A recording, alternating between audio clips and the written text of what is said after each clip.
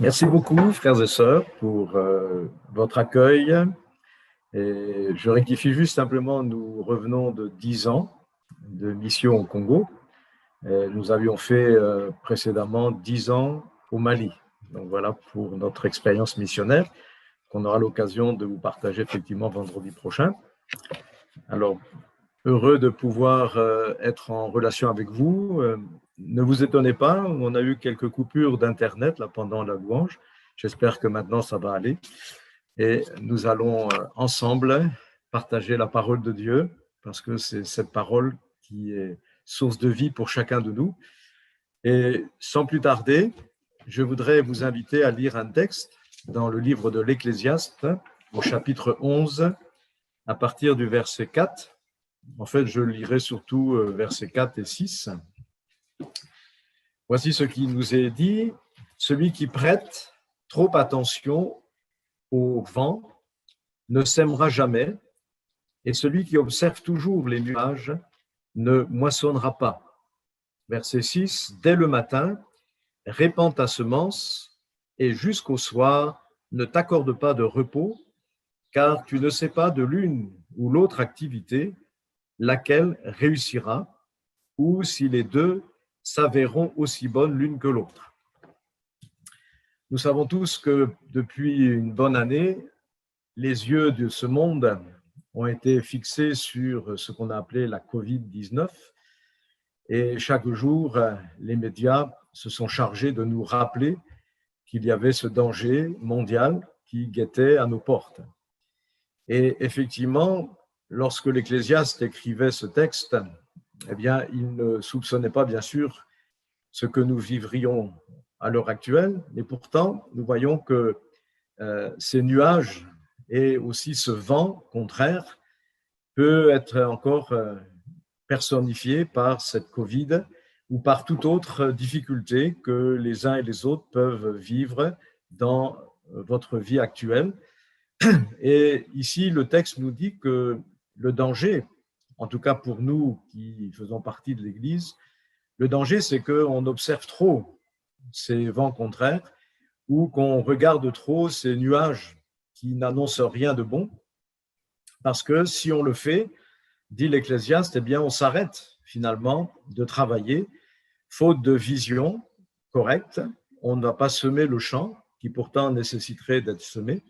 Et on risque aussi de laisser la moisson qui est là, prête à moissonner, pourrir sur pied.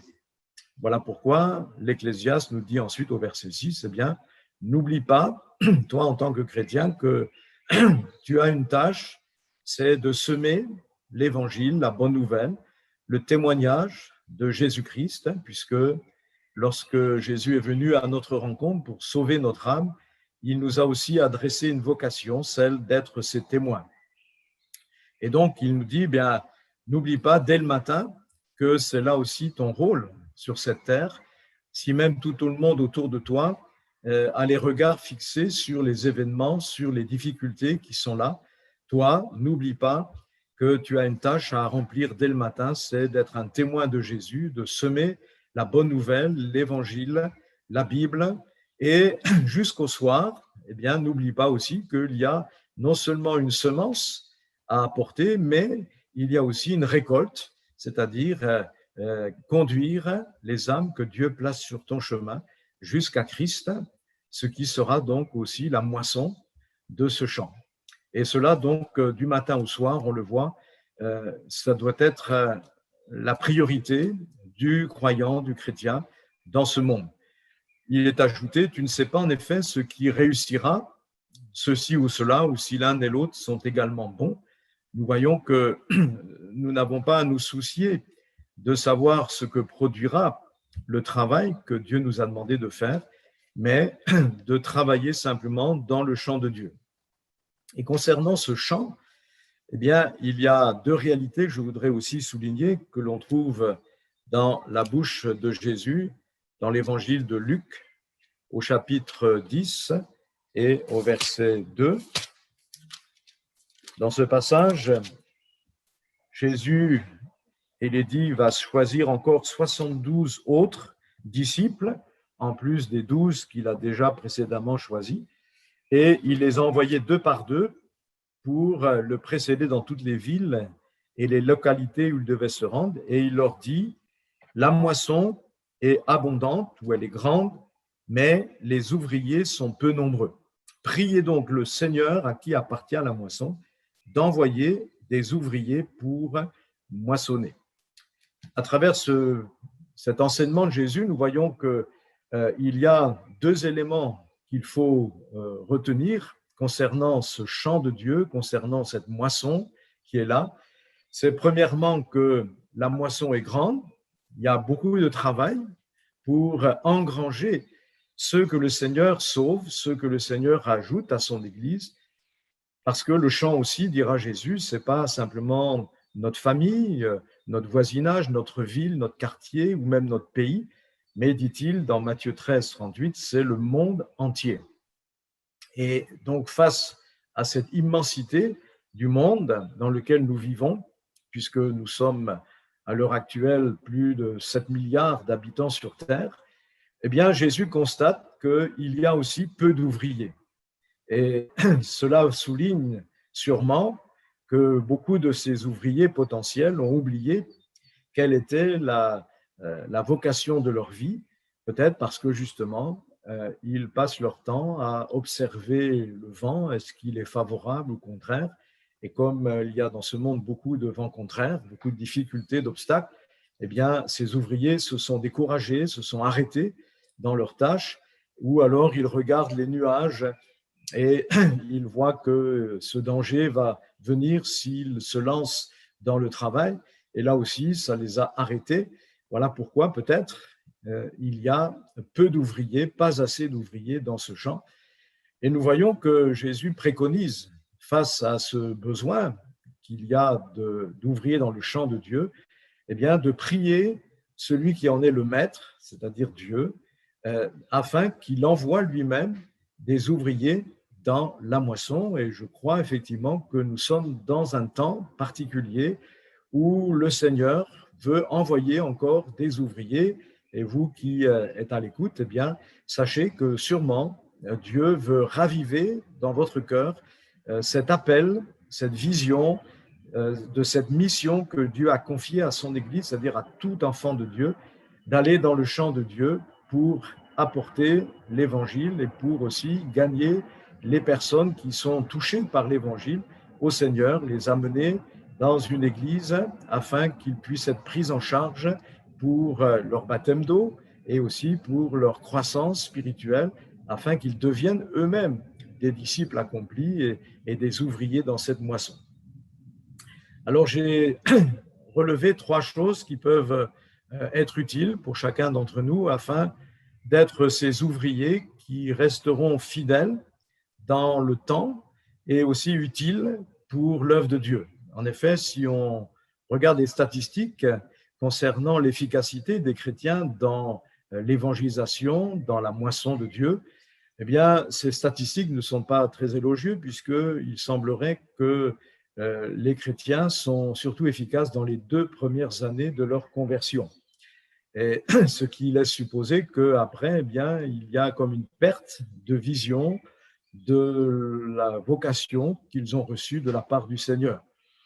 Bien sûr, c'est qu'une statistique, une moyenne, et je veux croire que vous qui m'écoutez et moi-même, nous serons efficaces jusqu'à notre mort dans ce domaine, parce que Dieu le désire. Vous voyez, je suis maintenant à la retraite administrative, mais je suis persuadé qu'en ce qui concerne l'œuvre de Dieu, il n'y a pas de retraite tant que Dieu nous garde sur cette terre.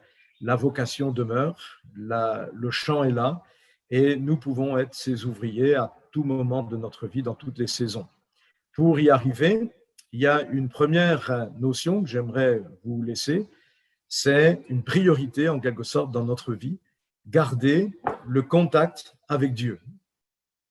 Jésus, l'envoyé de Dieu sur terre, lui aussi a bien sûr vu à l'avance ces vents contraires, l'opposition qu'il rencontrerait de la part des Juifs religieux et également ces nuages noirs lorsqu'il est crucifié sur le mont Golgotha et que la nuit vient sur notre terre à ce moment-là. il a vu toute cette souffrance qu'il devrait endurer pour notre salut, mais il est resté fidèlement dans le plan de Dieu jusqu'à cette mort, jusqu'à ce qu'il donne son dernier soupir.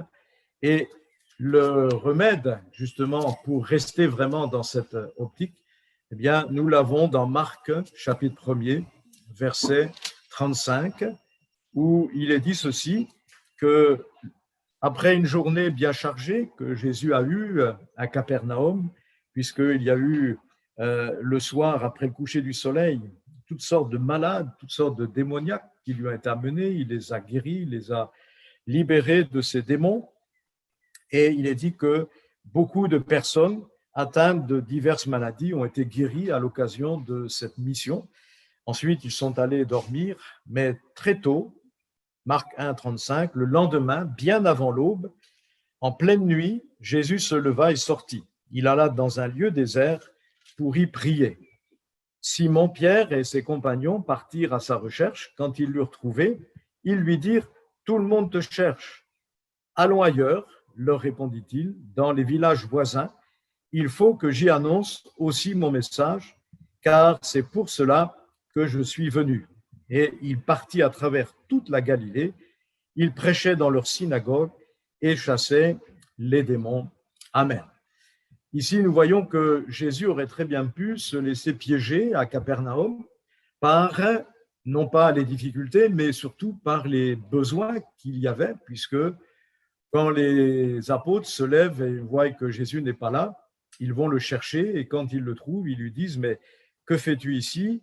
Tout le monde te cherche à Capernaum. Il y a beaucoup de malades déjà qui sont là, des possédés. Il y a un grand travail encore à faire. » Jésus aurait pu donc répondre à ce besoin simplement.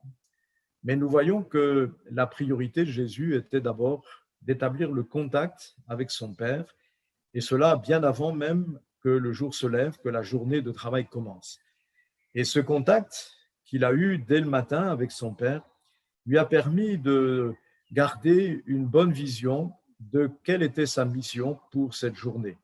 Il ne s'est pas laissé en quelque sorte enfermer par les besoins qu'il y avait à Capernaum, mais le Père lui a montré que dans cette journée, il devait aller dans d'autres villages, y apporter cette bonne nouvelle et y apporter aussi les manifestations du royaume de Dieu que sont la guérison des malades, les délivrances aussi de ces gens qui sont liés, prisonniers par toutes sortes de forces occultes, intérieures, invisibles, que sont les démons.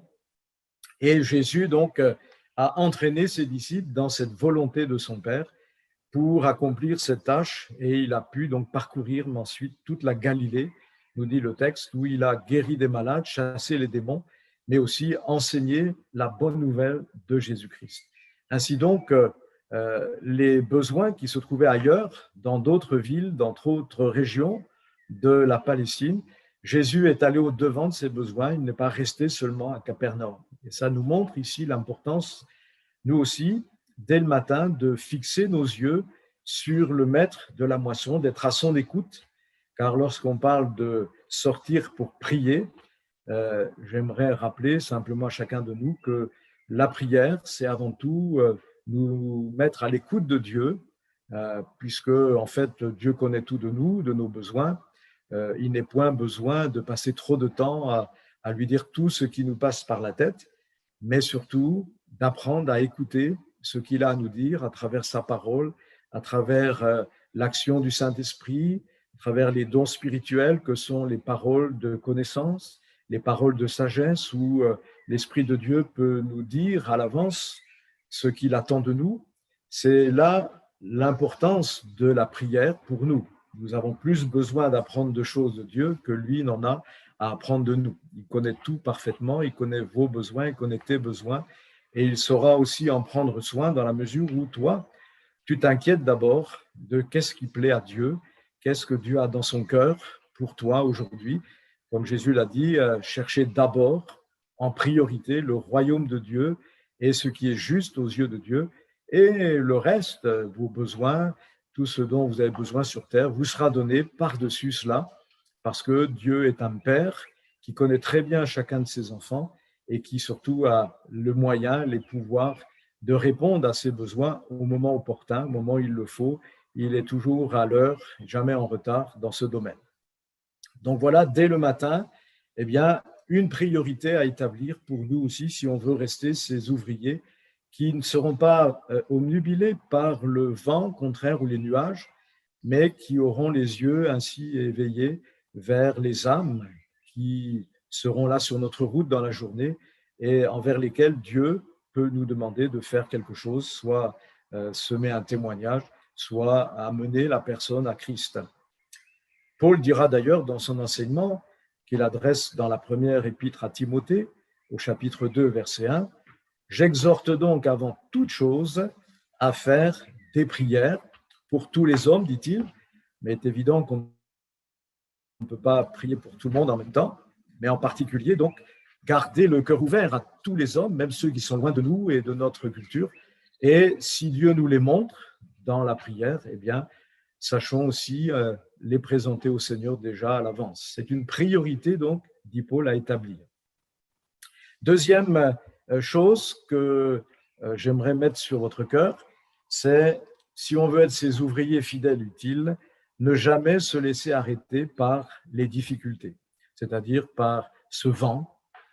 Tout le monde sait effectivement que lorsque le vent se lève à l'époque des semailles, eh bien, ça peut être un obstacle parce que le vent emmène la graine que le semeur jette avec sa main ailleurs que dans le champ à ensemencer. Ça peut être un problème. Et quand les nuages arrivent aussi, eh bien, le cultivateur sait que ça va être difficile parce que s'il y a un orage qui tombe sur la moisson, donc il faut se dépêcher, hein, ou parfois on peut se dire, bon, attendons que le nuage passe et on moissonnera demain. Mais ça, c'est dans le domaine du champ de Dieu. Ce sont des choses qui peuvent empêcher l'enfant de Dieu de faire son travail. Donc, ne nous laissons pas arrêter par les difficultés. Jésus ne nous a jamais dit que si nous le suivions, que tout irait bien et que nous n'aurions plus de problème. Il y avait un chant que je combattais au Congo qui disait « Je ne souffrirai plus jamais ». La Bible nous apprend le contraire, parce que Paul dira lui-même que nous devons apprendre à souffrir pour l'Évangile. Et il disait à Timothée dans 2 Timothée 1, 6 à 8, « Souffre avec moi pour l'Évangile ». Et on verra après que pour le faire, on a une puissance qui nous est accordée. Donc, oui, si on veut être un témoin de Jésus, il y aura des moqueries, il y aura peut-être même des réactions violentes, comme ça se passe dans beaucoup de pays à l'heure actuelle, où les chrétiens payent le prix de leur fidélité dans la moisson de Dieu. On enferme les chrétiens, on les torture, on les met à mort, on brûle leurs maisons, on détruit leurs églises, on enferme des pasteurs, on les torture aussi, etc. Ça serait trop long de dire tout ce que les enfants de Dieu sur notre terre endurent et ont enduré et endureront encore jusqu'au retour de Jésus. Mais il ne faut pas s'arrêter à ces souffrances. Un peu comme les premiers chrétiens à Jérusalem, la Bible nous montre dans les Actes des Apôtres, au chapitre 4, chapitre 5, chapitre 8, qu'il y a eu, dès le départ de l'Évangile, des menaces qui sont venues pour bloquer les chrétiens, les apôtres, des interdictions même de prêcher le nom de Jésus, et aussi des persécutions où même des hommes de l'Église influents, comme l'apôtre Jacques et comme Étienne, qui était donc un des diacres de Jérusalem, vont être mis à mort brutalement. Ce seront les premiers martyrs. Les chrétiens ont vécu tout cela, mais nous voyons qu'ils ont su surmonter, à l'image des apôtres qui, après avoir été fouettés par les autorités religieuses, vont sortir de là en se réjouissant d'avoir été jugés dignes de souffrir, de subir des outrages pour le nom de Jésus. Il y a eu aussi des barrières culturelles à vaincre. Jean 4, verset 9 nous rappelait qu'à l'époque, en effet, les Juifs n'avaient pas de relation avec les Samaritains. Et ça pouvait être un obstacle aussi, la barrière culturelle qui parfois nous empêche d'aller vers quelqu'un parce qu'il n'a pas la même façon de fonctionner, de vivre, de manger, de travailler, de se comporter dans la société que nous. Et pourtant, on le sait, la Samarie faisait partie bien du champ de Dieu. Jésus leur avait dit dans Acte 1:8, vous serez mes témoins aussi en Samarie. Jésus lui-même y est allé. Dans Jean 4, on nous rapporte comment Jésus a pris du temps avec une femme samaritaine et ensuite il est resté avec ces Samaritains, même pendant 2 jours. Philippe, le diacre qui a été chassé de Jérusalem au moment de la persécution survenue après la mort d'Étienne, eh bien, il nous est dit qu'il est arrivé aussi en Samarie et là, il y a prêché le nom de Jésus et on connaît la suite, comment il y a eu ce réveil en Samarie avec de nombreuses conversions, mais aussi des délivrances, des guérisons extraordinaires. Donc, nous avons aussi besoin d'apprendre à surmonter ces barrières culturelles que nous avons en nous-mêmes, dans notre éducation, qui font qu'on n'est pas porté à aller vers certaines personnes, parce que Jésus peut nous utiliser aussi envers ces personnes pour les amener à Christ.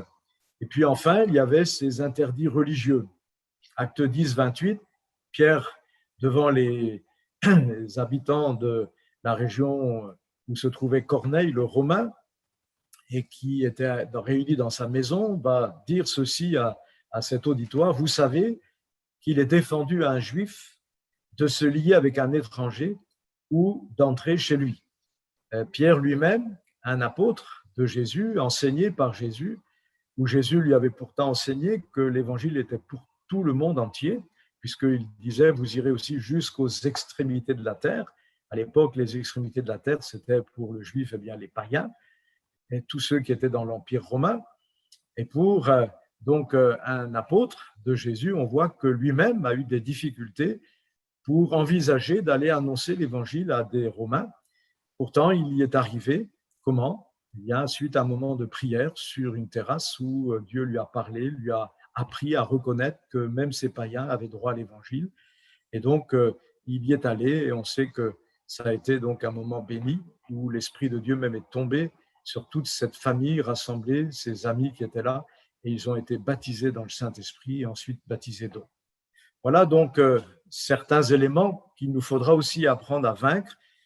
Dans la religion, on le sait, il y a aussi parfois des interdits qui sont purement liés à l'histoire de cette religion, mais qui ne sont pas du tout approuvés par la parole de Dieu. Et puis enfin, j'ai parlé tout à l'heure qu'il fallait apprendre à souffrir pour l'évangile, mais si on veut y arriver, bien sûr, on aura besoin de compter sur le Saint-Esprit. Et c'est la seule condition d'ailleurs que Jésus imposera à ses disciples. Ils devaient être d'abord oints, remplis du Saint-Esprit, pour pouvoir être ses ouvriers dans la moisson, être ses témoins de Jésus dans le monde. Acte 1, versets 5 et 8, n'est-ce pas? Il leur dira qu'ils devaient absolument attendre, avant de faire quoi que ce soit, de recevoir le baptême du Saint-Esprit, la promesse que le Père leur avait donnée. Et c'est suite à ce baptême du Saint-Esprit qu'ils auraient la puissance capable donc de surmonter toutes ces difficultés pour être ces témoins, pas seulement dans leur milieu naturel, mais aussi dans des milieux tellement différents de leur culture et de leurs pratiques religieuses. Et les premiers chrétiens l'ont compris, ils ont mis en pratique cet enseignement de Jésus, ils sont restés à Jérusalem le temps que le Saint-Esprit soit envoyé par Jésus. On sait que cet événement historique s'est produit le jour de la fête de Pentecôte, Pentecôte, donc fête juive.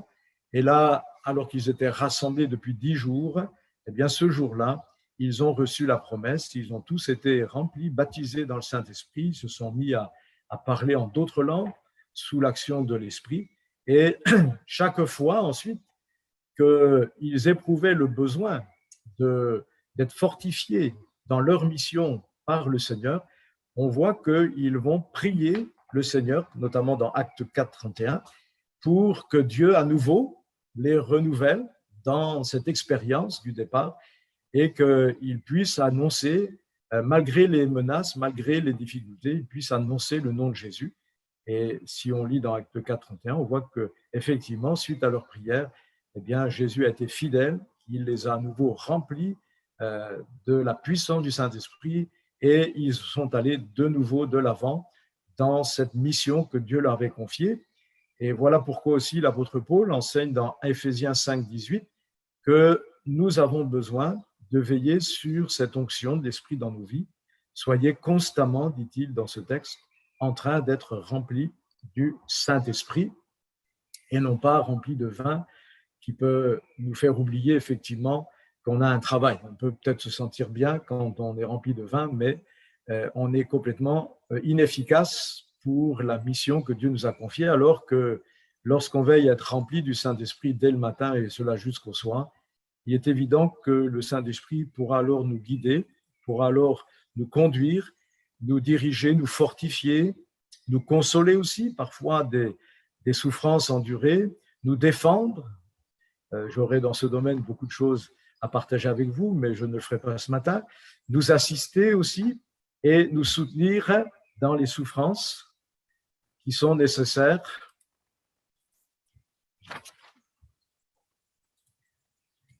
Alors, est-ce qu'il y a une coupure ou pas? Non, c'est bon. J'ai cru qu'on était coupé, excusez-moi. Dans les souffrances donc, qui sont nécessaires pour être ses témoins et qui sont liées à l'Évangile. Voilà pourquoi, dans le texte que j'ai cité tout à l'heure, de 2 Timothée 1, versets 6 à 8, Paul ajoutera ceci: « Souffre avec moi pour l'Évangile par la puissance de Dieu, par le Saint-Esprit. » Nous avons ici une ressource, n'est-ce pas, qui va nous être utile à tout moment, surtout dans les moments où on ressentira notre faiblesse et où les difficultés pourront s'amonceler. Alors le Saint-Esprit sera fidèle à ces moments-là pour nous communiquer la force mentale, physique, morale, spirituelle dont nous aurons besoin afin d'accomplir ce travail.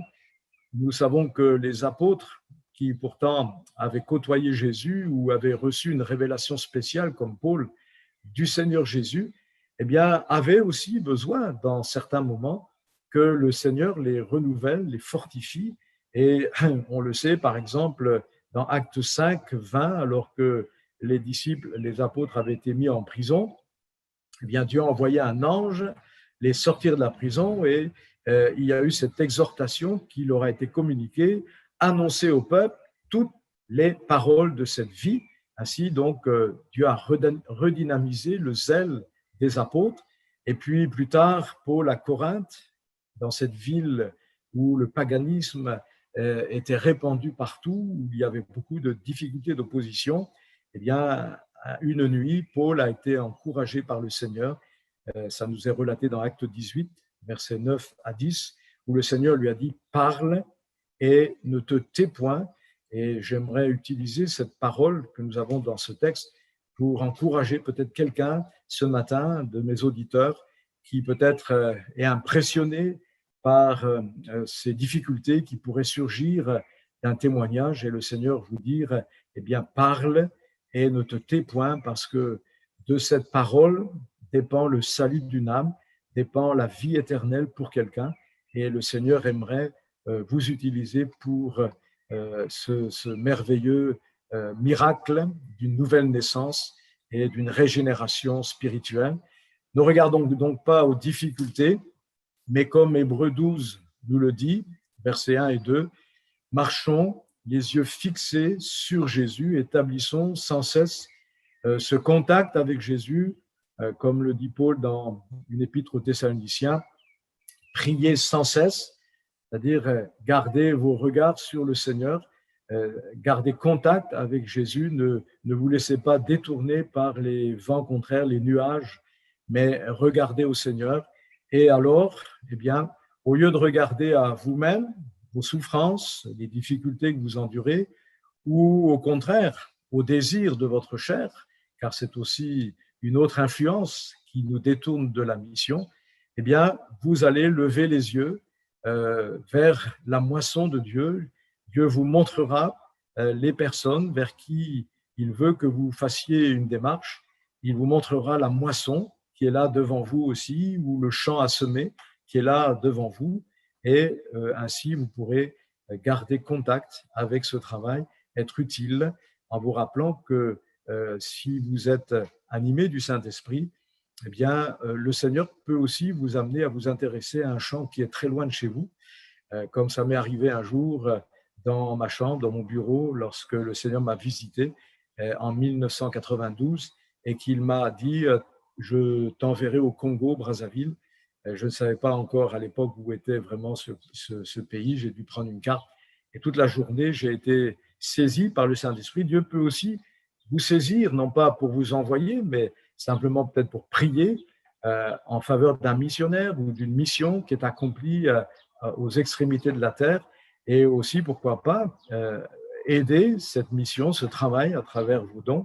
Voilà comment le Saint-Esprit pourra vous utiliser si vous gardez ce contact et si, comme Jésus le disait dans chapitre 4, verset 35, si vous levez, avec l'aide du Saint-Esprit, vous levez les yeux vers la moisson qui est là, prête à être engrangée.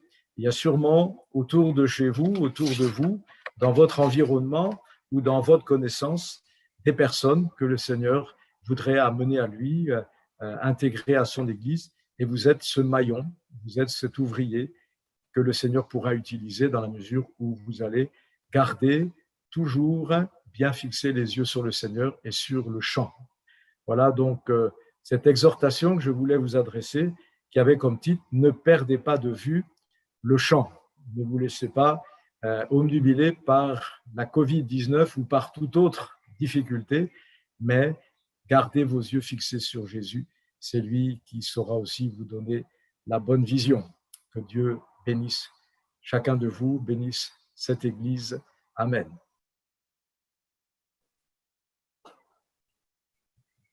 Peut-être on pourrait prier un instant.